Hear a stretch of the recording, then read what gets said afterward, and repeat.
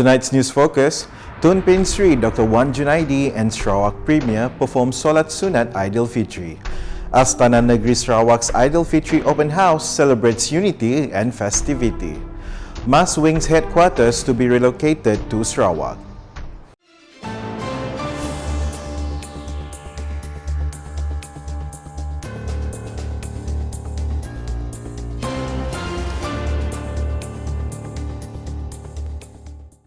Good evening. Sarawak Governor Tun Pehin Sri Dr. Wan Junaidi Tuanku Jaafar was present to perform the Solat Sunat Aidilfitri prayer at the Sarawak State Mosque here today.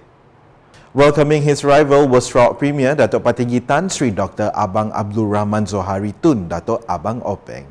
The prayer was led by the Grand Imam of Sarawak, Sahibul Fadilah Dato' Mustafa Kamal Ahmad Fauzi, along with more than 5,000 Muslims. After the prayer, the program continued with a sermon titled The Truth of the Victory of Aidilfitri. After performing the Solat Sunat Aidilfitri on 1st Shawwal, Tun Pehin Sri Dr. Wan Junaidi is scheduled to hold the 2025 Aidilfitri open house at the Astana Negeri Sarawak from 10 a.m. to 4 p.m. Meanwhile, Dato' Patinggi Abang Zohari will hold an Aidilfitri 2025 open house at the Borneo Convention Centre Kuching, BCCK, on the first Hari Raya from 10 a.m. to 3 p.m. and on the second Hari Raya from 10 a.m. to 2 p.m. Also present to welcome the Shawwal morning were the Speaker of the Sarawak Legislative Assembly, Tan Sri Dato' Amar Muhammad Asfia Awang Nasa, Minister of Tourism, Creative Industry and Performing Arts, Dato' Sri Abdul Karim Rahman Hamzah, Sarawak Secretary, Dato' Amar Muhammad Abu Bakar Marzuki, and other distinguished guests. The spirit of Hari Raya Aidilfitri continued to shine in Sarawak with the 2025 Aidilfitri reception hosted by the Sarawak Governor Tun Pehin Sri Dr. Wan Junaidi Tuanku Jaafar and his wife Toh Puan Dato' Patinggi Fauzia Muhammad Sanusi at Astana Negeri Sarawak today. The event was graced by the presence of the Sarawak Premier, Dato' Patinggi Tan Sri Dr. Abang Abdul Rahman Zohari Tun Dato' Abang Openg, along with state government leaders who had earlier performed the Solat Sunat Aidilfitri at the Sarawak State Mosque. More than 1,000 guests attended the vibrant celebration, including members of the public, representatives from non-governmental organizations, NGOs, private companies, uniform bodies, and various sectors of society. The open house reflected Sarawak's cultural diversity, with guests from different racial and ethnic backgrounds donning colorful traditional attire such as baju Melayu and baju kurung, showcasing the harmony and unity of the state's multicultural community. Adding to the festive atmosphere, guests were treated to an array of traditional delicacies including rendang, ketupat, satay, mi Jawa, and other local favorites that epitomize the joy of the celebration. Such events serve as a platform to strengthen ties between the state's leadership and the people while reinforcing the values of unity and togetherness that define Sarawak's identity. The headquarters of Mass Wings, which is currently operating in Kota Kinabalu, Sabah, will be relocated to Sarawak. Sarawak Premier Dato' Patinggi Tan Sri Dr. Abang Abdul Rahman Zohari Tun Dato' Abang Openg stated that with this planned relocation, the airline's current employees will be given options for their next course of action. Kerana sekarang ini headquarters Mass Wings ada di KK, kita akan pindah ke Sarawak dan juga kita beri option kepada staff sama ada mereka mau terus berkhidmat ataupun mereka ada option yang lain. Okay. Saya fikir by next year. Commenting on the logo and design competition for Air Borneo, Dato' Patinggi Abang Zohari explained that the selection process is still ongoing. Saya masih lagi melihat feedback daripada competition kita.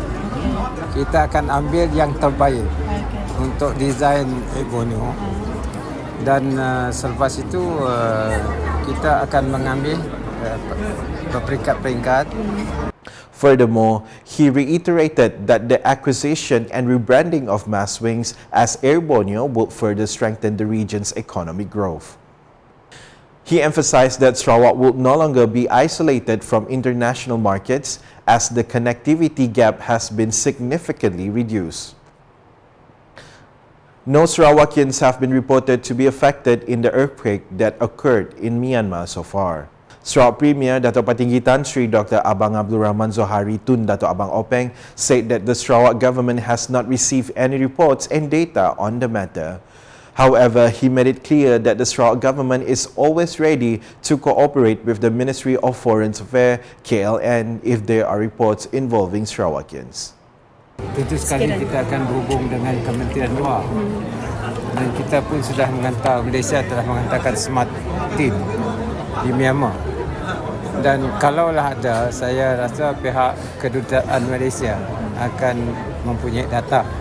Kalau dia ada rakyat Sarawak terjejas, kita akan berhubung dengan Kementerian Luar untuk kita membawa balik. Tapi setakat ini saya tidak ada data. He said this when met by reporters during the Sarawak Premier Aidilfitri Open House 2025 held at the Borneo Convention Centre, Kuching, BCCK, here on Monday. Explaining further, he said the earthquake in Myanmar, which also affected several neighboring countries, including Thailand, was none other than caused by climate change, as both countries are located outside the Pacific Ring of Fire. To ensure that security in Sarawak continued to be guaranteed, he said he would leave the matter to scientists to study whether Sarawak is vulnerable to this disaster or not in the future. The Sarawak government under Gabungan Party Sarawak (GPS) has stated its commitment to ensure that the region's natural gas resources are utilized to the best advantage, especially in catalyzing local economic growth.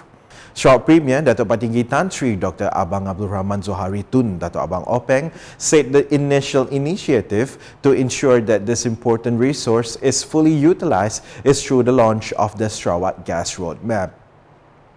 Di bawah Pelan Hala 7 tersebut, 4 hub gas telah dikenal pasti, iaitu Bintulu, Samalaju, Miri dan Kuching, di mana akan dipergiatkan aktiviti hileran dan khidmat bunkering untuk industri perkapalan. Aktiviti hileran sudah pun bermula di Tanjung Kidurong, Bintulu dengan pembangunan loji metanol pertama kepunyaan Sarawak sendiri dengan kapasiti pengeluaran sebanyak 1.8 juta tan metrik setahun. Loji yang kedua di Tanjung Kidurong akan memproseskan gas asli kepada amonia yang merupakan sumber gas hidrogen untuk diekspor ke luar negara, khususnya Jepun. Sarawak was recently recognized as a single gas aggregator as per the powers provided under the Gas Distribution Ordinance 2016, DGO 2016, with the approval of the Prime Minister, Dato' Sri Anwar Ibrahim. Dato' Patinggi Abang Zohari is confident that both parties will be able to resolve the equitable distribution of wealth between the Sarawak government and the federal government. And that's the English edition with me, Nicholas Zechariah Boni. More news can be found in our official portal, ukas.sarawak.gov.my, and social media platforms, including Facebook and YouTube. We conclude the UKAS Bulletin with footage of the Solat Sunat Aidilfitri at the Sarawak State Mosque here today. On behalf of the UKAS team, I would like to wish all Muslims celebrating a Selamat Hari Raya Aidilfitri, maaf Zahir dan Batin. #Saluran Informasi Rakyat. Have a good night.